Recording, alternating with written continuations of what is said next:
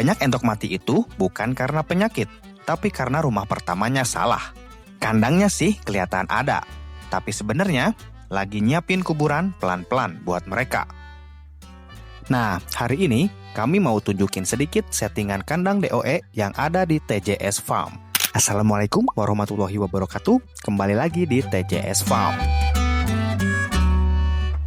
Sebelum kita bahas lebih jauh, kita bahas dulu konteks masalahnya ya Pak. Kebanyakan peternak mikir, termasuk kami dulu, yang penting ada kandang, ada atap, beres. Padahal buat DOE, kandang itu bukan cuma tempat tidur, tapi tempat mereka hidup atau mati. Salah setting sedikit, dingin, lembab, angin masuk dari segala arah, 3 hari kemudian, entok bisa aja mulai berkurang.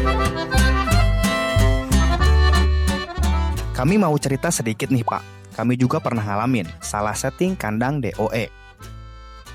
Awal ternak, kami dulu bikin kandang asal jadi. Yang penting ada pagar bambunya, lampunya ada, tapi posisinya ngaco. Alasnya ada, tapi tipis dan lembab. Hari pertama, aman-aman aja. Hari kedua, entok mulai ngumpul karena kedinginan.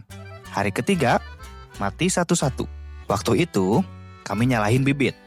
Padahal yang salah, arsiteknya.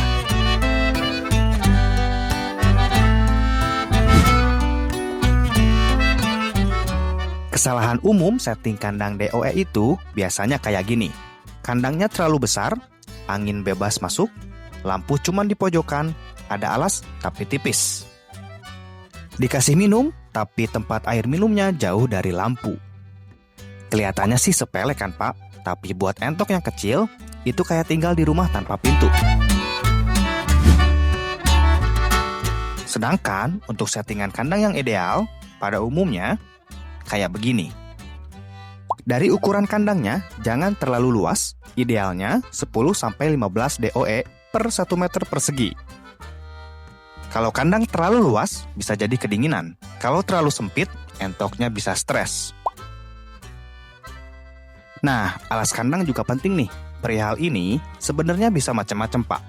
Bisa pakai sekam, serbuk kayu, atau jerami kering. Untuk ketebalannya bisa disesuaikan kok. Yang penting kalau udah basah, ganti. Jangan nunggu bau dulu. Nah, perihal lampu ini penting juga nih. Posisinya di tengah, bukan di pojok. Jaraknya sekitar 40-60 cm dari lantai kandang. Udah gitu, kita masih perlu pantau juga nih perilaku entoknya. Kalau entoknya ngumpul, mereka masih kedinginan. Kalau mereka menjauh, kepanasan. Dan kalau nyebarnya rapi, suhunya pas. Entok itu bisa kita jadikan acuan sebagai termometer hidup. Maksudnya supaya kandang nggak terlalu terekspos nih. Minimal 3 sisi kandang ditutup. Bisa pakai terpal, plastik, atau karung juga cukup kok. Apalagi kalau udah malam. Angin malam itu pembasmi halus DOE. Untuk air minum dan pakan, taruh dekat lampu. Biar entok nggak jalan jauh waktu lagi dingin. Dan poin terakhir, kebersihannya harus setiap hari dicek. Cek alasnya, buang yang basah, cuci tempat minum, itu semua wajib setiap hari.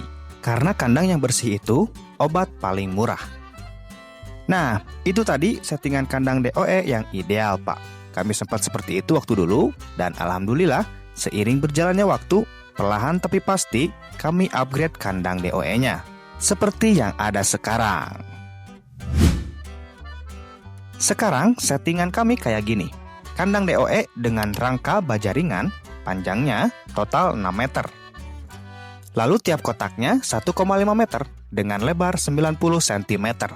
Tiap kotak kapasitasnya sekitar 25 ekor. Bisa dibilang DOE nggak lama tinggal di sini Pak, karena biasanya langsung habis terjual. Untuk lampu nyala setiap malam hari atau saat musim hujan. Alas kandang juga menggunakan jaring plastik dan jarak ke tanah dibuat agak tinggi sekitar 1 meter.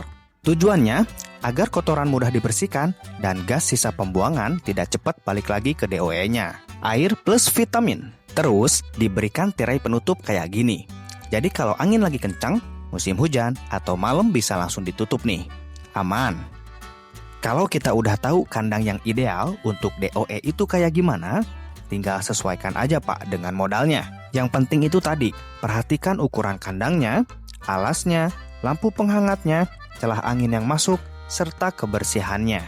Di ternak itu, Yang bikin untung bukan yang paling banyak nimbun populasi, tapi yang paling sedikit mati dan yang paling banyak diambil pengepul. Kalau kandang DOE bapak-bapak masih asal jadi, benerin dulu sebelum nambah bibitnya Pak. Karena bibit bagus plus kandang yang salah, hasilnya tetap aja zong.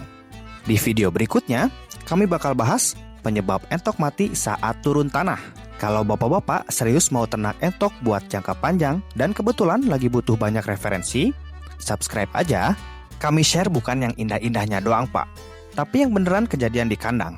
Barangkali nih, bapak-bapak ada pengalaman menarik seputar ternak entok. Yuk, kita berbagi cerita di kolom komentar. Sekian konten kami kali ini. Semoga konten kami bermanfaat. Mohon maaf bila ada kesalahan dalam berkata-kata.